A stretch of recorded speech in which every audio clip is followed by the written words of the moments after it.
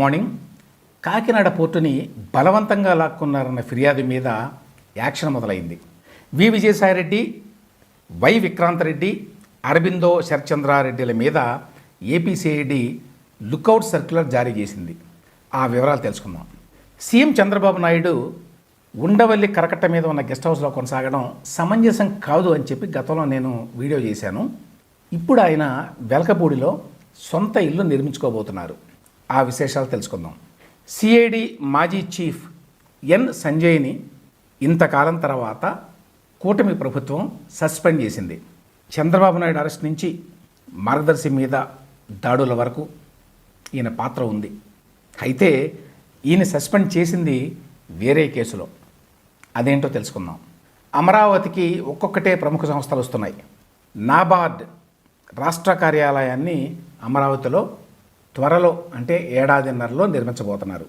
దీంతోపాటు Birla institute of technology and science, bits అని అందరికీ తెలుసు. ఆ సంస్థ తన క్యాంపస్ని అమరావతిలో ఏర్పాటు చేయడానికి ఆసక్తి చూపుతోంది.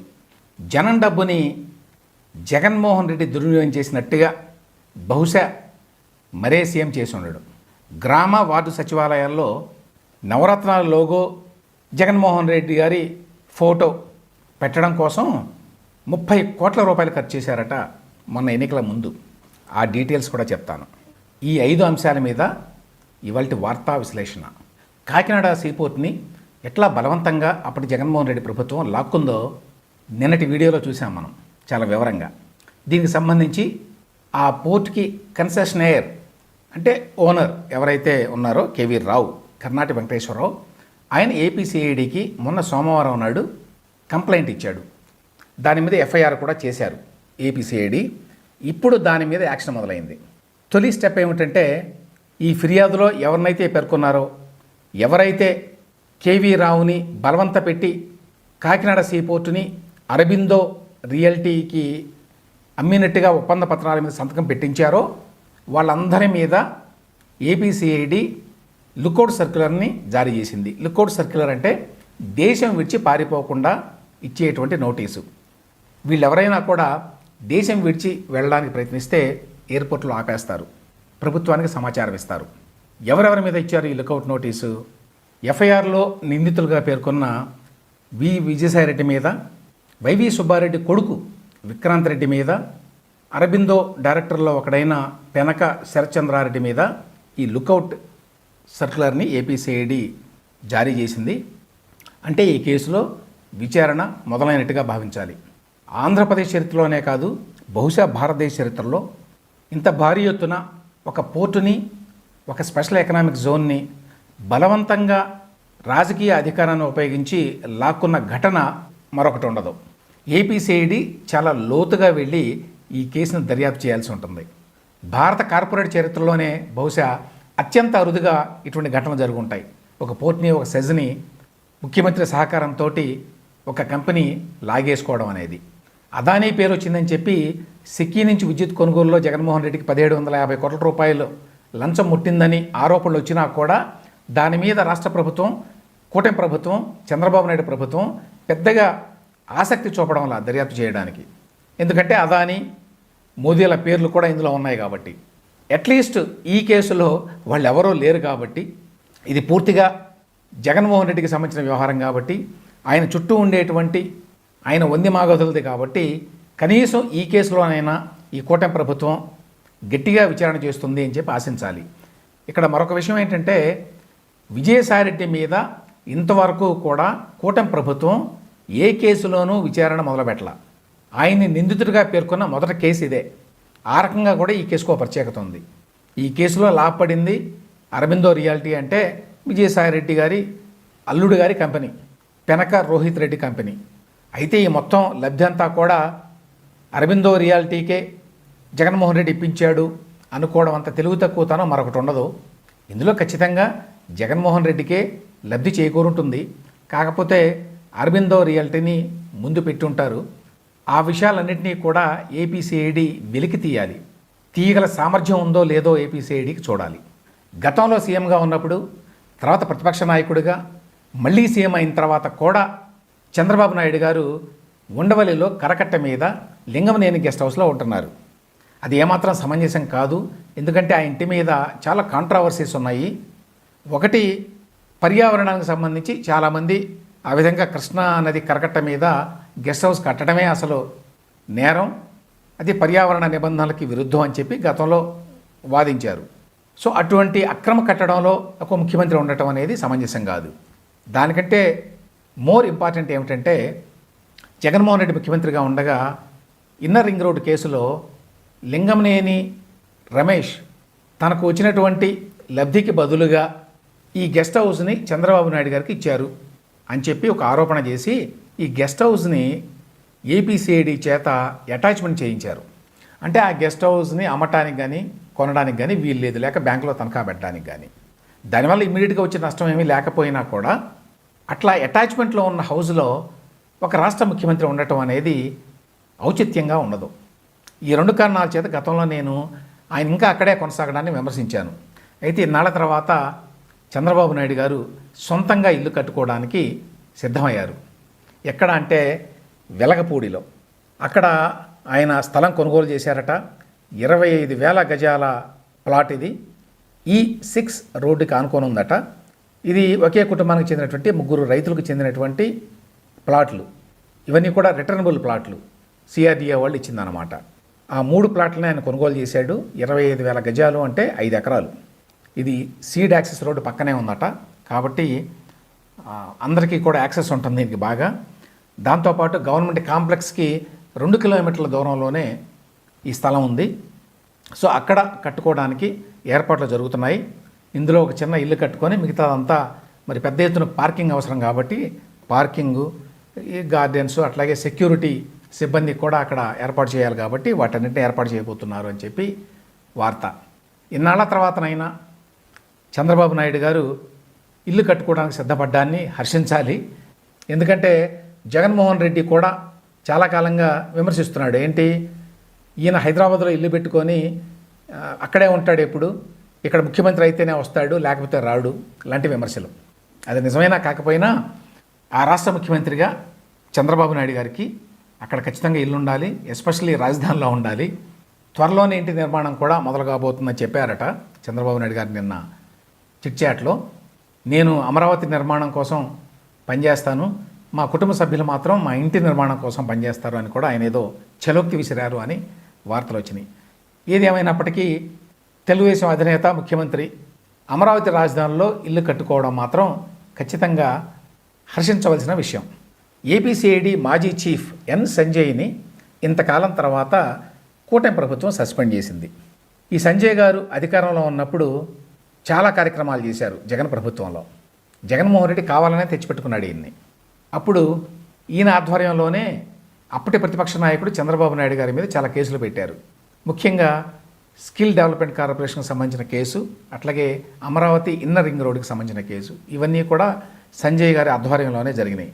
యాక్చువల్గా చంద్రబాబు నాయుడు గారిని స్కిల్ డెవలప్మెంట్ కేసులో నంద్యాలలో వేకుజామున బస్సులో నిద్రపోతూ ఉంటే లేపి అరెస్ట్ చేసి విజయవాడకి తీసుకురావడంలో వెనక పాత్ర ఈయనదే.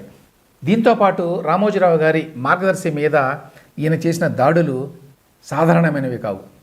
మరో కంపెనీ అయితే ఏపీసీఐడి అప్పుడు చేసిన దాష్టీకానికి కుప్పకూలిపోయేది.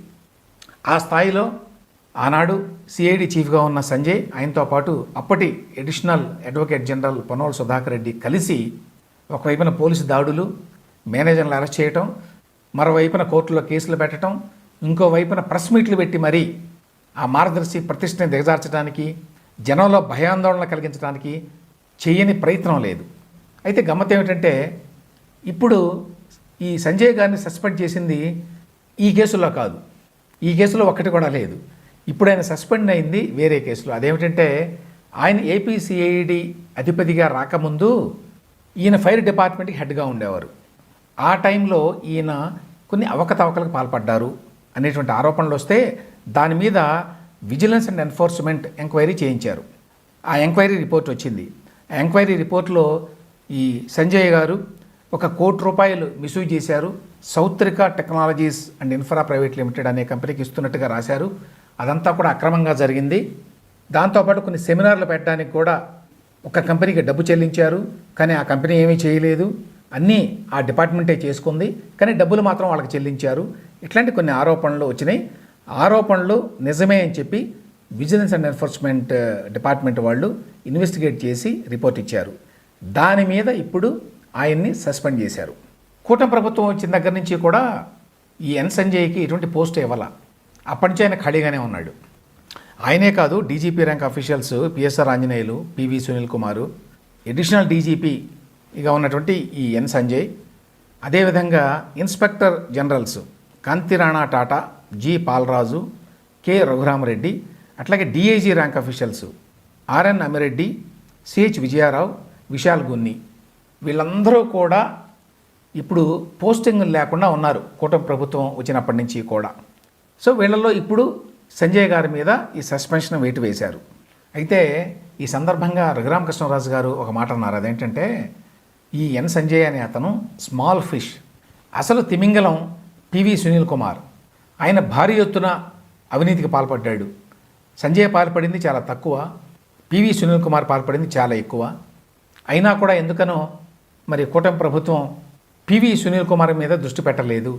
ఆయన మీద ఎటువంటి యాక్షన్ ఇప్పటివరకు తీసుకోలేదు. ఆయనకి పోస్టింగ్ ఇవ్వలేదు అంతే. ప్రస్తుతానికి రఘురామరాజు గారి కేసులో ఆయన నిందితుడిగా ఉన్నాడు, కానీ ఆయన మీద ప్రభుత్వం మాత్రం ఇంతవరకు ఎటువంటి యాక్షన్ తీసుకోలేదు. దాన్ని రఘురామకృష్ణరాజు గారు పాయింట్అవుట్ చేశాడు. పాయింట్అవుట్ చేసి ఒకసారి ఎఫ్ఐఆర్లో పేరు నమోదైతే ఎవరైనా ఆఫీసర్ మీద, ఆ ఆఫీసర్ని వెంటనే సస్పెండ్ చేయాలి. మరి ఎందుకన్నా ప్రభుత్వం చేయడం లేదు అని చెప్పి అన్నాడు. ఆయన ఆ ప్రభుత్వంలో ఇప్పుడు డిప్యూటీ స్పీకర్గా ఉన్నాడు కాబట్టి ఇంకా గట్టిగా మాట్లాడడం ఆయనకి ఇబ్బంది కాబట్టి కొంచెం సున్నితంగానే ఈ విషయాలను బయటకు తీసుకొస్తున్నారు ఇప్పుడు రఘురామకృష్ణరాజు గారు.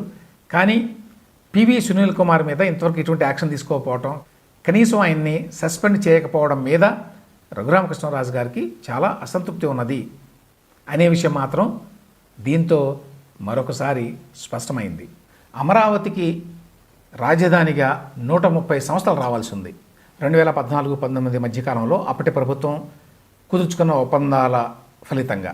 అయితే జగన్మోహన్ రెడ్డి వచ్చిన తర్వాత రాజధాని లేదు అని చెప్పడమే కాకుండా ఆ వచ్చినటువంటి ఇన్స్టిట్యూట్స్ని కూడా వెనక్కి పంపించేశాడు ఆయన.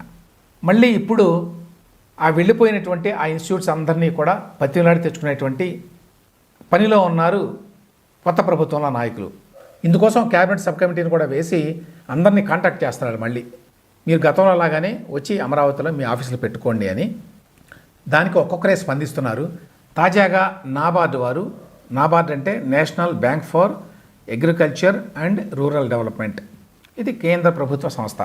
ఈ నాబార్డు వారు త్వరలో అమరావతిలో మా కార్యాలయం పెట్టబోతున్నాం అని చెప్పారు. ఒక ఏడాదిన్నరలో నిర్మిస్తామని చెప్తున్నారు. అదేవిధంగా అందరికీ తెలిసినటువంటి బిట్స్ కూడా రాబోతోంది. బిట్స్ అంటే Birla institute of technology and science. Engineering ఎడ్యుకేషన్లో బిట్స్కు ఉన్నటువంటి పేరు ప్రఖ్యాతి అందరికీ తెలుసు. వారు కూడా వారి క్యాంపస్ని అమరావతిలో పెట్టడానికి ఆసక్తి చూపిస్తున్నారు అని తాజా వార్త. ఈ విధంగా అన్ని సంస్థలు కనుక అమరావతికి వస్తే, గతంలో అనుకున్న సంస్థలు ఆ 130 సంస్థలు కనీసం, ఈ సంస్థలన్నీ ఎంత త్వరగా వస్తే అమరావతికి అంత త్వరగా ఒక రాజధానిగా అమరావతికి జాతీయ స్థాయిలో గుర్తింపు వస్తుంది. జగన్మోహన్ రెడ్డి అధికారంలో ఉన్నప్పుడు ఇన్ని రకాలుగా తన అధికారాన్ని దుర్వినియోగం చేశాడు, ఇన్ని రకాలుగా ప్రజలు పన్నుల రూపేణా కట్టిన డబ్బుని తన సొంత ప్రయోజనాల కోసమో తన ఇమేజ్ని బిల్డ్ చేసుకోవడం కోసమో ఖర్చు పెట్టాడో చెప్పడానికి వీల్లేదు. ఇప్పటికే చాలాసార్లు చాలా విన్నాం. తాజాగా వచ్చిన వార్త ఏంటంటే, ఈ గ్రామ వార్డు సచివాలయాల్లో నవరత్నాల లోగో, జగన్మోహన్ రెడ్డి గారి ఫోటో వేయడానికి 30 కోట్ల రూపాయలు ఖర్చు పెట్టారట. అది మొన్నటి ఎన్నికల ముందు కాబట్టి సగం పని కాలేదట. కానీ 30 కోట్ల బిల్లు అయితే అయింది. అందులో 15 కోట్ల రూపాయలు అప్పుడే ఇచ్చారు. మరొక 15 కోట్ల రూపాయలని ఇప్పుడు కూటమి ప్రభుత్వం చెల్లించాలి. ఈ డబ్బంతా ఎవరిది? ప్రజలది. ఇప్పుడు జగన్మోహన్ రెడ్డి గారు లేరు కాబట్టి అవన్నీ వృధా ఉన్నాయి కూడా. వాటిని తుడిచేయాలి, చెరిపేయాలి, మళ్ళీ దాని ఖర్చు. గతంలో రంగుల గురించి కూడా వచ్చింది ఇది. ఈ గ్రామ సచివాలయాలకి ఆ పార్టీ రంగులు వేసుకున్నారు అని అంటే కోర్టు వారు వాటిని తీసేయండి అన్నారు. అది వేయడానికి ఖర్చు, మళ్ళీ తీసేయడానికి ఖర్చు, మొత్తం కలిపి 1000 కోట్ల రూపాయలకు పైగా అయిందని ఇట్లా రకరకాల ఫిగర్స్ ఏదో వచ్చినాయి అప్పట్లో కూడా. ఈ విధంగా అధికారంలో ఉన్నప్పుడు ఆ ముఖ్యమంత్రి తన సొంత ఇమేజ్ని పెంచుకోవడానికి, తన పాపులారిటీని పెంచుకోవడానికి ప్రజలు కట్టిన పన్ను డబ్బుల్ని ఇష్టారాజ్యంగా ఖర్చు చేస్తుంటే అడిగే నాథుడే లేడు. దురదృష్టం ఏంటంటే కోర్టులు కూడా ఈ విషయంలో ఒక స్పష్టమైన వైఖరిని అవలంబించాల.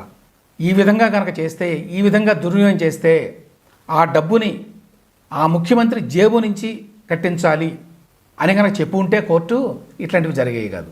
గ్రామ సచివాలయాలకి రంగులు వేశారు అన్నప్పుడు కూడా ఆ రంగులు తీసేయండి అని అన్నారే కానీ కోర్టు వారు దీనికి ఎంత ఖర్చు అయింది, ఈ ఖర్చు అయిన డబ్బు ఎవరిది, ఎవరు ఇప్పుడు దాన్ని చెల్లించాలి మళ్ళీ అనే మాటలు మాట్లాడాల. ఆ విధంగా డబ్బుని వేస్ట్ చేసినందుకు ఎవరిని శిక్షించాల. అందువల్ల ఒకవైపున కోర్టులు ఏదో చెప్తుంటాయి, మరోవైపున వీళ్ళు ఈ విధంగా ఖర్చు చేస్తూనే పోయారు. ఇటువంటి అంశాల మీద కూడా లోతుగా దర్యాప్తు చేసి ఈ రకంగా వ్యక్తిగతమైన ఇమేజ్ని పెంచుకోవడానికి డబ్బు ఖర్చు పెట్టారు అని చెప్పి ఆ ముఖ్యమంత్రికి లేక ఆ మంత్రికి లేక ప్రభుత్వంలో ఉన్న వాళ్ళకి అధికారులకి శిక్షలు విధించి డబ్బులు కూడా వాళ్ళ జేబు నుంచి వసూలు చేస్తే అప్పుడు ఇటువంటి వాటికి తెరపడుతుంది. దురదృష్టం ఏంటంటే ఇప్పటి కూటమి ప్రభుత్వం కూడా వీటి మీద ఆసక్తి చూపడం వల్ల, ఉదాహరణకి జగన్మోహన్ రెడ్డి గారు ఈ విధంగా వందల వేల కోట్ల రూపాయలు వృధా చేశాడు. సచివాలయాలకి రంగులు కావచ్చు, ఆ రాళ్ళకి తన పేరు రాసుకోవడం కావచ్చు, లేకపోతే ఈ విధంగా నవరత్నాల లోగో తన ఫోటో వేసుకోవడానికి డబ్బులు ఖర్చు పెట్టడం కావచ్చు. వీటన్నిటి మీద ఒక వైట్ పేపర్ ఇవ్వచ్చు, వీటన్నిటి మీద దర్యాప్తు చేసి డీటెయిల్డ్గా సమాచారాన్ని ప్రజలకు ఇవ్వచ్చు. ఇదిగో ఈ రకంగా ఇన్ని వందల కోట్ల రూపాయలని గత ప్రభుత్వంలో జగన్మోహన్ రెడ్డి గారు ఖర్చు పెట్టాడు అని అప్పుడు ప్రజలకు అర్థమవుతుంది విషయం. కానీ కూటమి ప్రభుత్వం కూడా ఆ పని చేయడం వల్ల అప్పుడప్పుడు నగ్గెట్స్ లాగా వస్తుంటాయి ఈ సమాచారం. దానికోసం ఎంత ఖర్చు పెట్టాడు జగన్మోహన్ రెడ్డి గారు, బజ్జీలు తినడానికి ఎంత ఖర్చు పెట్టాడు, పెన్నుల కోసం అంత ఖర్చు పెట్టాడు, రాళ్ల కోసం ఇంత ఖర్చు పెట్టాడు, గోడల మీద తన ఫోటో వేసుకోవడానికి ఎంత ఖర్చు పెట్టాడు. కానీ సమగ్రంగా ఇవన్నీ ఒక చోట తీసుకురావడానికి ఈవెన్ కూటమి ప్రభుత్వం కూడా ఇంతవరకు ప్రయత్నించే ఉద్దేశం ఉన్నట్టుగా కూడా కనిపించడం వల్ల. ఎందుకంటే బహుశా వీళ్ళు కూడా అదే తరహాలో పనిచేద్దామని చెప్పి అనుకుంటున్నారు కాబట్టి అని అనుకోవాలి.